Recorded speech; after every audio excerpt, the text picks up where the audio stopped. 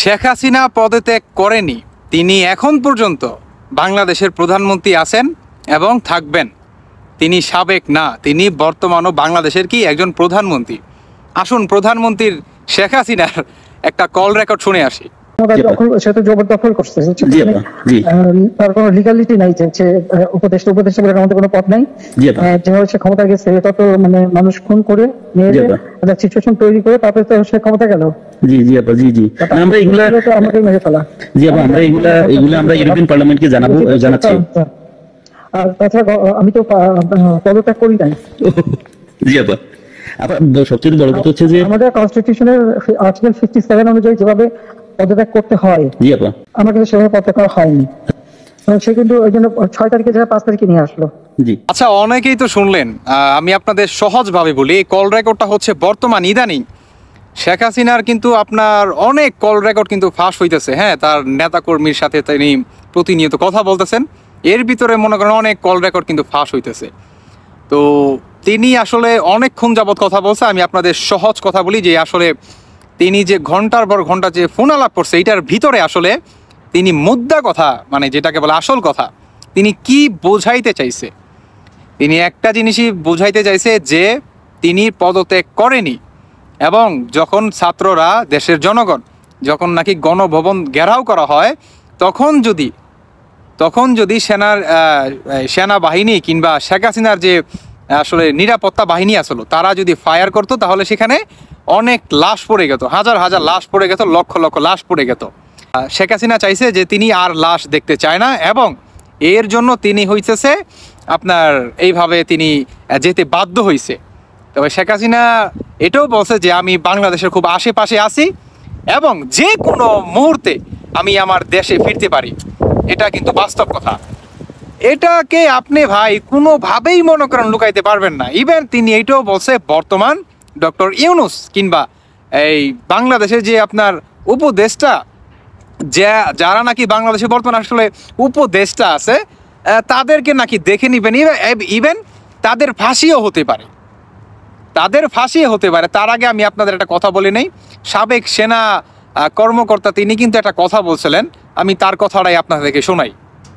ছাত্র নেতাদেরকে মন্ত্রণালয়ে বসিয়ে এবং উপদেষ্টা বানিয়ে এদের বিপ্লবী চেতনা সব ধ্বংস করে দিয়েছে। এখন যা হচ্ছে, যা চেয়েছিল তারা তাই হয়েছে। বিপ্লবী চেতনা ধ্বংসের পথে, অর্ধেকের বেশি চলে গেছে। এখন সাধারণ ছাত্রছাত্রীরা আমাকে শত শত মেসেজ পাঠায় যে স্যার, এদেরকে কল করলে আর ধরে না, এই নাহিদ, আসিফ, কাউকে আর পাওয়া যায় না, এখন দামি দামি গাড়িতে চলে ওরা। এটাই চেয়েছিল তারা, যে বিপ্লবকে ধ্বংস করতে হলে নেতার থেকে তাদের অনুসারীদেরকে আলাদা করে দাও, নেতাদেরকে এসির এবং মন্ত্রণালয়ের এবং টাকা পয়সার এবং দামি গাড়ির স্বাদ দিয়ে দাও, এদের বিপ্লবী চেতনা ধ্বংস হয়ে যাবে। তা কিন্তু সফল, এবং বাংলাদেশ আবার পাল্টা অভ্যুত্থানের মাধ্যমে দখল করার জন্য সম্পূর্ণ প্রস্তুত।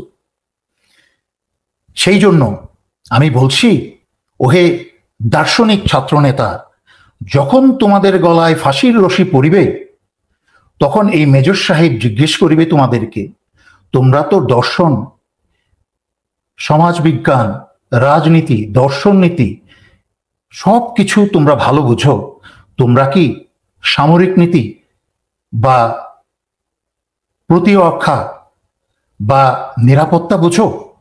তখন ছাত্র নেতারা ফাঁসির রশি গলায় ঝুলিয়ে বলবে, না আমরা তো সেটা বুঝি নাই। তখনই মেজর সাহেব বলিবে, তাহলে তো তোমাদের সকল জ্ঞান, নীতি, দর্শন 16 আনাই মিছে। আচ্ছা, অনেকেই তো শুনলেন।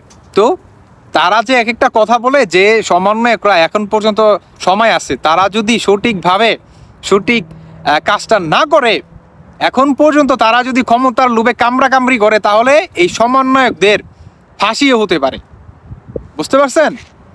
তবে এটা কথা বাস্তব, যদি এখন পর্যন্ত বাংলাদেশে ইলেকশন না হয়, আর যত মনে করেন আপনার এই ধরনের এই শেখ হাসিনার যে মনে করেন সংবিধান আছে, যেই পর্যন্ত প্রপারভাবে এগুলারে বাইঙ্গা পুনরায় নতুন করে মনে করেন তৈরি না করবে, সেই পর্যন্ত আসলে বলা যায় না শেখ হাসিনা অরিজিনালি যে কোনো মুহূর্তে বাংলাদেশে চলে আসতে পারে। তখন কিন্তু এই আওয়ামী লীগের যত মনে করেন নেতাকর্মীরা আছে, তারা কি পরিমাণ যে আসলে হিংস্র হইতে পারে আপনার আইডিয়া নাই। তখন তাদের একটাই উদ্দেশ্য থাকবে, বাঁচলে শহীদ মরলে গাজী, যে এরকম একটা কথা আছে, তখন আসলে এরকম হয়ে যাবো, জীবন মৃত্যুর একটা ব্যাপার স্যাপার আইসা পড়বো।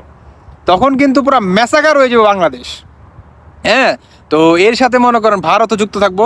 অতএব এখন পর্যন্ত সময় আছে ভাই সমন্বয়করা, আমি আপনাদেরকে আবারও বলতেছি, আপনাদের দৃষ্টি আকর্ষণ করতেছি, যদি বাঁচতে চান এবং বাংলাদেশটাকে বাঁচাতে চান, তাহলে আপনাদের এই ক্ষমতার কামড়াকামড়ি বাদ দিয়ে কিভাবে দেশটাকে আসলে মনে করেন সমাধানে আনা যায়, সুস্থ রাখা যায়, সেটার দিকে মনে করেন লক্ষ্য রাখেন।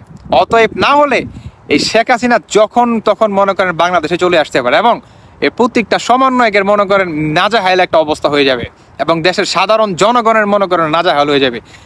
এই আওয়ামী পরিবারের এবং এই শেখ হাসিনার যে মনে করেন এই আওয়ামী লীগের মনে করেন যে নেতাকর্মী আছে, তাদের অত্যাচারে ভাই বাংলাদেশের জীবনও থাকতে পারবেন না। এটা একদম চিরন্তন বাস্তব কথা, বুঝতে পারতেছেন? তাদের অত্যাচারে জীবনও থাকতে পারবেন না, এটা মাথায় রাখেন। অতএব সময় থাকতে সাধন করেন, সময় শেষ হয়ে গেলে সাধন হবে না, বুঝতে পারতেছেন? তাই বলবো অতি দ্রুত বাংলাদেশে ইলেকশন দিয়ে দেন। আর না হয় শেখ হাসিনার যে সংবিধান আছে, যে নীতিমালা তিনি আইনের মনে করেন কইরা গেছে, এগুলাকে দ্রুত পরিবর্তন করেন। এগুলাকে আসলে তখনই পরিবর্তন করা যাবে যখন নাকি নতুন সরকার আইব, তাই না? তাই বলতেছি অতি দ্রুত ইলেকশন দিয়ে দেন, আর অন্যথায় একটা বিরাট বড় একটা মনে করেন ক্ষতির দিকে পড়বে বাংলাদেশ, এবং সামনে যে কি হতে পারে বলা যায় না। সবাই ভালো থাকবেন, আল্লাহ হাফেজ, আসসালামু আলাইকুম।